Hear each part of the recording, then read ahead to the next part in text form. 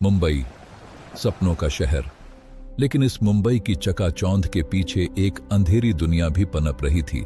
यह कहानी उस लड़के की है जिसने कानून की रक्षा करने वाले के घर में जन्म लिया, लेकिन खुद कानून के लिए सबसे बड़ी चुनौती बन गया। आज हम आपको इस वीडियो में बताएंगे एक डॉन से भगोड़े देशद्रोही दाऊद की मुंबई से कराची के पॉश क्लिफ्टन इलाके में एक अभेद्य बंगले में जाकर छुपने की पूरी कहानी। 26 दिसंबर 1955 को महाराष्ट्र के रत्नागिरी जिले के एक छोटा सा गांव खेड़ में एक बच्चे का जन्म हुआ। उसका नाम था दाऊद इब्राहिम कासकर।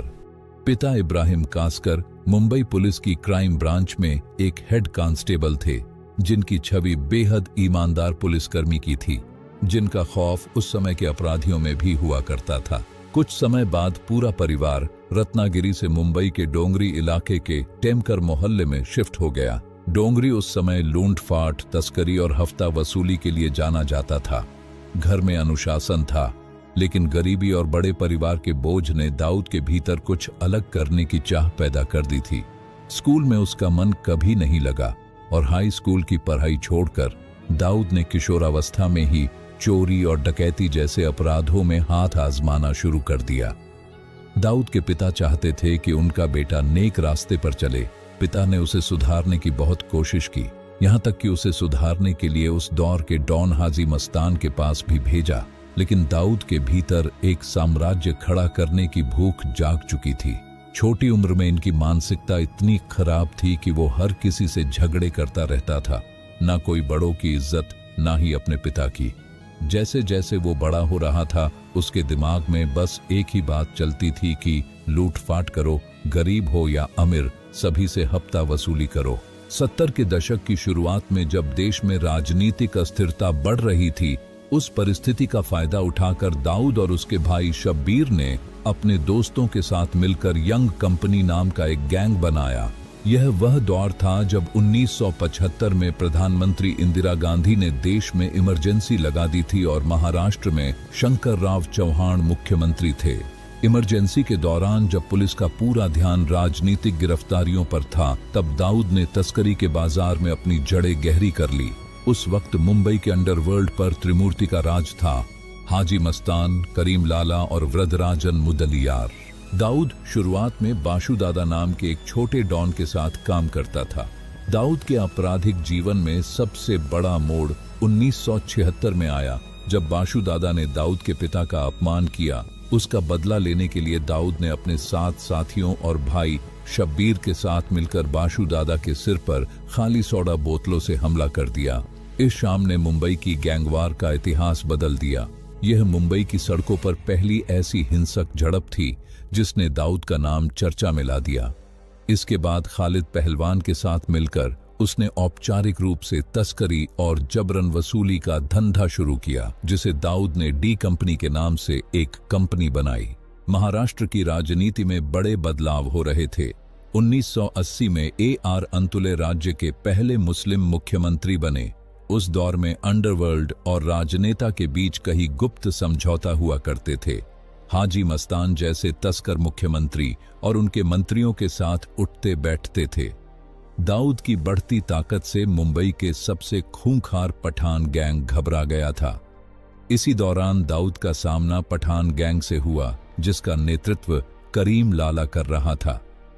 पठान गैंग और इब्राहिम भाइयों के बीच वर्चस्व की लड़ाई खूनी हो गई। इसी बीच जेनाबाई दारूवाली ने हस्तक्षेप किया ताकि दाऊद और पठान गैंग के बीच शांति बनी रहे। जेनाबाई दारूवाली एक डोंगरी की रहने वाली 70 साल की बुजुर्ग महिला, मुंबई की पहली माफिया क्वीन थी। वो पर्दे के पीछे रहकर पूरी डी कंपनी को नियंत्रित करती थी। दाऊद उसे मासी कहता था और करीम लाला उसे आपा यानी बड़ी बहन मानता था। जेनाबाई ने दाऊद के पेडर रोड स्थित बंगले में सभी गैंगों की एक मीटिंग करवाई और उनके बीच मुंबई के अलग अलग इलाकों का बंटवारा करवाया ताकि शांति बनी रहे। दाऊद जब जब तकलीफ में होता था तो वह जेनाबाई के दरवाजे पर जाकर रोता और मदद मांगता था। उसके बाद भी 12 फरवरी 1981 को पठान गैंग के हिटर्स ने दाऊद के बड़े भाई शब्बीर कासकर की प्रभा देवी के एक पेट्रोल पंप पर गोली मारकर हत्या कर दी। इस मौत ने दाऊद को पूरी तरह से तोड़ दिया था। वह अब सिर्फ एक तस्कर नहीं बल्कि एक प्रतिशोधी डॉन बन चुका था। जैसे जैसे समय बीतता गया, उसने अपने भाई के हत्यारों को चुन चुन कर मारना शुरू किया।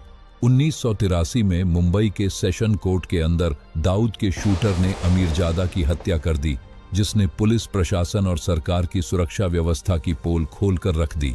अक्टूबर 1984 में दाऊद ने पठान गैंग के सबसे खतरनाक आदमी समद खान की गोली मारकर हत्या कर दी।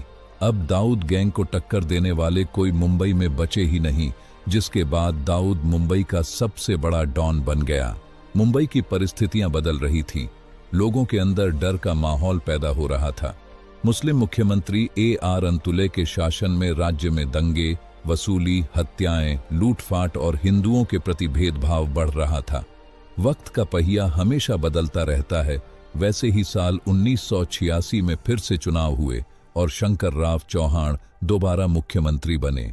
दाऊद ने इस चुनाव में शंकर राव चौहान को हराने की बहुत कोशिश की, लोगों को धमकाया, गुंडागर्दी की हद पार कर दी, लेकिन डॉन दाऊद की इस चुनाव में कुछ न चली। इस वक्त मुंबई की सड़कों पर गैंगवार अपने चरम पर था और जनता का गुस्सा उबल रहा था। नई सरकार पर जबरदस्त दबाव था कि दाऊद को किसी भी कीमत पर सलाखों के पीछे डाला जाए। विपक्ष और मीडिया के बढ़ते दबाव को देखते हुए मुख्यमंत्री शंकर राव चौहान ने एक रात पुलिस कमिश्नर DS सोमन को अपने बंगले पर गुप्त मीटिंग के लिए बुलाया। कमरे में भारी तनाव था। मुख्यमंत्री ने सोमन की आंखों में देखते हुए सख्त आदेश दिया, कमिश्नर साहब, दाऊद इब्राहिम कानून का मजाक उड़ा रहा है। मुझे वो किसी भी हाल में चाहिए और याद रहे, उसे जिंदा पकड़ना है। उसके बाद पुलिस कमिश्नर सोमन ने तुरंत अपने सबसे भरोसेमंद अफसरों की एक सीक्रेट टीम तैयार की। किसी को भी इस मिशन की भनक नहीं थी।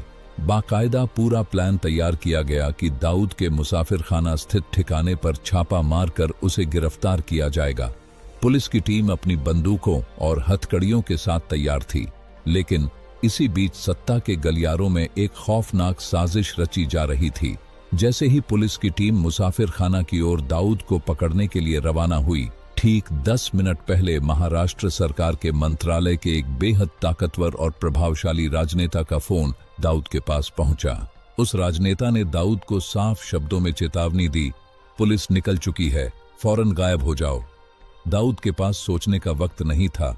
जब पुलिस की टीम मुसाफिर खाना के पास पहुंचकर घर का दरवाजा तोड़ा तो अंदर सिर्फ सन्नाटा था। दाऊद पुलिस की नाक के नीचे से निकल चुका था। सबसे चौंकाने वाली बात यह थी कि उसका पासपोर्ट पुलिस की ही कस्टडी में राजा तांबट नाम के अफसर के लॉकर में सुरक्षित रखा था। फिर भी दाऊद देश के कुछ गद्दारों की मदद से एक फर्जी पासपोर्ट के जरिए दिल्ली पहुंचा और वहां से दुबई की फ्लाइट पकड़ ली। पुलिस ने बहुत पीछा किया, लेकिन देश के ही कुछ गद्दारों ने दाऊद को भगाने में मदद की। यह व्यवस्था की सबसे बड़ी विफलता देश में ही पल रहे गद्दारों और राजनीति अपराध के गठजोड़ का सबसे काला पन्ना था। दाऊद इब्राहिम अब केवल मुंबई का डॉन नहीं, वह कानून की नजरों में एक भगोड़ा, देशद्रोही और भारत के लिए एक बड़ा खतरा बन चुका था। दुबई पहुंचते ही उसने अपने अपराध करने के तरीके को पूरी तरह बदल दिया। उसने वहां व्हाइट हाउस नाम का एक बेहद आलीशान बंगला बनाया, जो जल्द ही दुबई आने वाले भारतीय रसूखदारों का ठिकाना बन गया। उस दौर में दाऊद को एक अपराधी से ज्यादा दुबई के बादशाह के रूप में देखा जाता था। बॉलीवुड के बड़े बड़े सितारे, फिल्म निर्माता और क्रिकेटर्स उसकी महफिलों की शोभा बढ़ाते थे। अभिनेता ऋषि कपूर को 1988 में दाऊद ने उन्हें चाय पर बुलाया और एक शानदार रोल्स रॉयस कार उन्हें लेने के लिए होटल भेजी गई थी। दाऊद महंगे सूट, विदेशी जूते और महंगी घड़ियों का शौकीन था और सितारों को महंगे तोहफे देना उसका शौक था। 1993 के धमाकों से पहले संजय दत्त ने दुबई में दाऊद की एक डिनर पार्टी में शिरकत की थी। उस वक्त दाऊद फिल्मों में सीधे पैसा निवेश नहीं करता था, बल्कि वह फिल्म निर्माताओं को ब्याज पर मोटा लोन देता था, जिससे उसका काला पैसा आसानी से सफेद हो जाता था। शारजाह क्रिकेट स्टेडियम में भारत पाकिस्तान के बीच सिर्फ मैच नहीं होते थे, बल्कि वो स्टेडियम दाऊद के सट्टेबाजी के साम्राज्य का केंद्र था। दाऊद अक्सर स्टेडियम के VIP बॉक्स में बैठा नजर आता और वहीं से मैच फिक्सिंग के काले खेल के धागे हिलाता था। उसका खास आदमी शरद शेट्टी डी कंपनी के इस पूरे सट्टेबाजी नेटवर्क और हवाला कारोबार को संभालता था। दुनिया भर में सट्टेबाजी का करीब $100 बिलियन का बाजार दाऊद और उसके गुर्गों के इशारे पर चलता था। वह खिलाड़ियों, बुकियों और बिचौलियों को मोहरों की तरह इस्तेमाल करता रहता था। 1999 में जब दाऊद ने पाकिस्तान की टीम की हार के बाद सट्टेबाजों को अपनी सारी बेट कैंसिल करने का आदेश दे दिया था, क्योंकि उसे करोड़ों का नुकसान हो रहा था। क्रिकेट और बॉलीवुड के इस ग्लैमर ने दाऊद को कुछ भारत के लोग उसे अपराधी मानने के बजाय एक शक्तिशाली हस्ती समझने लगे थे। साल 1986 शारजाह क्रिकेट मैदान में भारत और पाकिस्तान के बीच फाइनल मैच खेला जाने वाला था, लेकिन मैच के एक दिन पहले बॉलीवुड अभिनेता महमूद दाऊद इब्राहिम को भारतीय टीम के ड्रेसिंग रूम में ले जाता है। दाऊद को एक बड़े बिजनेसमैन के रूप में ड्रेसिंग रूम में सभी खिलाड़ियों को मिलवाया गया। दाऊद ने खिलाड़ियों के सामने एक हैरान करने वाला प्रस्ताव रखा, अगर कल तुम पाकिस्तान को हरा देते हो तो मैं टीम के हर खिलाड़ी को एक नई टोयोटा कार गिफ्ट में दूंगा। उस वक्त ड्रेसिंग रूम में कप्तान कपिल देव वहां नहीं थे। जैसे ही कपिल देव अंदर आए और उन्होंने दाऊद को देखा, उन्होंने बिना डरे दाऊद को बाहर जाने को कह दिया। साल 1992 में अयोध्या स्थित बाबरी मस्जिद को विश्व हिंदू परिषद और अन्य संगठनों के कार्यसेवकों ने विध्वंस कर दिया। इस विध्वंस के बाद देश भर में सांप्रदायिक दंगे भड़क उठे थे। इस दंगों का बदला लेने के नाम पर दाऊद ने पाकिस्तानी खुफिया एजेंसी ISI के साथ हाथ मिला लिया। 12 मार्च 1993 ये वो तारीख थी जिसने हिंदुस्तान के इतिहास पर एक ऐसा जख्म दिया जो आज भी हरा है, लेकिन इस तबाही की पटकथा महीनों पहले लिखी जा चुकी थी। दाऊद इब्राहिम दुबई से और उसके सबसे भरोसेमंद साथी टाइगर मेमन ने अपने ही देश में बैठे बैठे पाकिस्तानी खुफिया एजेंसी ISI के साथ मिलकर एक ऐसी साजिश रची जिसने आतंकवाद का चेहरा बदल दिया। टाइगर मेमन ने अपने 19 खास गुर्गों को दुबई के रास्ते पाकिस्तान भेजा, जहां उन्हें विस्फोटक बनाने और हथियार चलाने की ट्रेनिंग दी जाती है। जनवरी और फरवरी 1993 के बीच महाराष्ट्र के रायगढ़ जिले के शेखाड़ी तटीय गांव और दिघी बंदरगाहों पर समंदर की लहरों के साथ मौत का सामान RDX उतर रहा था। करीब 1500 किलो से ज्यादा RDX, जिसे तस्करों की भाषा में काला साबुन कहा जाता था, इसे मछली पकड़ने वाली नावों के जरिए पाकिस्तान से मुंबई के तटों पर पहुंचाया गया। इसे संभव बनाने के लिए सीमा शुल्क और पुलिस के कुछ भ्रष्ट अधिकारियों को लाखों की रिश्वत दी गई थी। शरद पवार फिर से महाराष्ट्र के मुख्यमंत्री बने। मुख्यमंत्री की कुर्सी संभालने के ठीक 6 दिन के बाद 12 मार्च 1993 को दोपहर के ठीक 1:30 बज रहे थे जब बॉम्बे स्टॉक एक्सचेंज की बिल्डिंग के नीचे खड़ी एक कार में जोरदार धमाका हुआ। इसके बाद अगले 2 घंटों के भीतर मुंबई की रूह कांप उठी। एयर इंडिया बिल्डिंग, जवेरी बाजार, प्लाजा सिनेमा, होटल सी रॉक और सेंचुरी बाजार समेत 12 प्रमुख जगहों पर एक के बाद एक धमाके हुए। चारों तरफ सिर्फ लाशें, चीख पुकार और तबाही का मंजर बन चुका था। कुल 257 बेगुनाह लोग मारे गए और 1400 से ज्यादा घायल हुए। टाइगर मेमन धमाके शुरू होने से कुछ घंटे पहले ही अपने परिवार के साथ मुंबई से दुबई फरार हो गया था। बाद वह दुबई से पाकिस्तान चला गया। उसके भाई याकूब मेमन समेत परिवार के कुछ अन्य सदस्य बाद में भारत लौटे और पकड़े गए, लेकिन टाइगर मेमन तब से लेकर आज तक एक भगोड़ा है और उसे कभी गिरफ्तार नहीं किया जा सका। इन धमाकों के बाद दाऊद का सबसे खास आदमी छोटा राजन दाऊद से अलग हो गया। छोटा राजन का मूल नाम राजेंद्र सदाशिव निकलजे, जो एक हिंदू थे। छोटा राजन का आरोप था कि दाऊद अब एक देशद्रोही बन चुका है, जिसने अपने ही शहर के बेगुनाहों का खून बहाया है। इसके बाद मुंबई का अंडरवर्ल्ड सांप्रदायिक आधार पर बंट गया। छोटा राजन ने खुद को देशभक्त डॉन घोषित किया और धमाकों के आरोपियों को चुन चुन कर मारना शुरू किया। इस वक्त केंद्र में PV नरसिम्हा राव के नेतृत्व वाली कांग्रेस की सरकार सत्ता में थी। भारतीय खुफिया एजेंसी के पास धमाकों से पहले कोई ज्यादा इनपुट्स नहीं थे। ये कांग्रेस सरकार की बड़ी नाकामी थी। उस वक्त मुख्यमंत्री शरद पवार ने एक रणनीतिक चाल चली। उन्होंने दूरदर्शन पर घोषणा की कि धमाके 12 नहीं बल्कि 13 जगहों पर हुए हैं और 13वीं जगह एक मुस्लिम बहुल इलाका बताया। पवार ने बाद में स्वीकार किया कि उन्होंने ये झूठ जानबूझकर बोला था ताकि धमाकों को सांप्रदायिक रंग न मिले और शहर में दंगे न भड़के। जांच शुरू हुई। दाऊद इब्राहिम को मुख्य मास्टरमाइंड घोषित किया गया। याकूब मेमन, जो टाइगर का भाई था, उसे गिरफ्तार किया गया और सालों बाद 2015 में फांसी दी गई।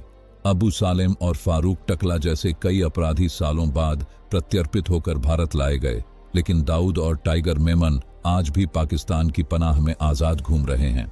हैरानी की बात तो ये है कि धमाकों से ठीक 3 दिन पहले 9 मार्च को मुंबई पुलिस ने गुल्लू नाम के एक छोटे अपराधी को गिरफ्तार किया था।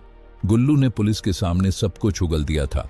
उसने बताया था कि टाइगर मेमन मुंबई के स्टॉक एक्सचेंज और एयर इंडिया की बिल्डिंग को दहलाने वाला है, लेकिन अफसोस, उस वक्त की पुलिस ने उसकी बातों को महज एक कोरी अफवाह समझकर ठंडे बस्ते में डाल दिया। अगर उस वक्त इस चेतावनी को गंभीरता से लिया जाता तो शायद मुंबई की सड़कों पर बेगुनाहों का खून नहीं बहता। धमाकों के बाद दुबई में टिकना दाऊद के लिए मुश्किल हो गया था। भारत के बढ़ते कूटनीतिक दबाव और अमेरिकी जांच एजेंसियों की सक्रियता ने दाऊद के सिंडिकेट को हिलाकर रख दिया। साल 2003 में संयुक्त राज्य अमेरिका ने दाऊद को स्पेशली डिजाइनेटेड ग्लोबल टेररिस्ट घोषित कर दिया। अमेरिकी खुफिया रिपोर्ट में सनसनीखेज खुलासा हुआ कि दाऊद के तस्करी के रास्ते ओसामा बिन लादेन और अल कायदा जैसे आतंकी संगठन इस्तेमाल कर रहे थे। अमेरिका ने दाऊद के सिर पर $25 मिलियन का इनाम रख दिया। चौतरफा घिरने के बाद दाऊद ने पाकिस्तान के कराची शहर में पनाह ली। आज वह कराची के पॉश क्लिफ्टन इलाके में एक अभेद्य किले जैसे बंगले में रहता है, जहां ISI उसे 24 घंटे सुरक्षा प्रदान करती है। पाकिस्तान दुनिया के सामने उसकी मौजूदगी से इनकार करता रहा है, लेकिन दाऊद की पत्नी महजबीन और उसके बच्चों की कराची में उपस्थिति के पुख्ता सबूत भारतीय एजेंसियों के पास हैं। भारत आज भी उसे वापस लाने की कोशिश में जुटा है, लेकिन दाऊद इब्राहिम का यह सफर दुनिया को सिखाता है कि अपराध चाहे कितना भी बड़ा साम्राज्य क्यों न खड़ा कर ले, उसका अंत हमेशा एक भगोड़े और गद्दार के रूप में ही होता है। ऐसे ही 2D एनिमेशन डॉक्यूमेंट्री देखने के लिए ऑथेंटिक डॉक चैनल को सब्सक्राइब करें। मिलते हैं एक नई फुल डॉक्यूमेंट्री वीडियो के साथ। जय हिंद।